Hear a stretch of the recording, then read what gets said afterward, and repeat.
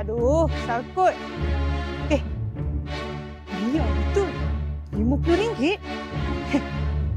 Hai. Hai. Hai. Wih. Wih. Tahu tak sekarang Suhok ada buat kempen gila dengan pembelian RM50, korang berpeluang untuk bawa balik Proton Emas 5 Premium ni. Saja, kita juga ada motor-motor yang sangat gempak. Yes, kita ada Kawasaki Ninja 250cc, kita ada Honda ADV 160, e-scooter dan juga Vespa. Tak cukup dengan itu, kita juga ada Apple Watch, DJI Osmo, Smart TV dan lain-lain lagi.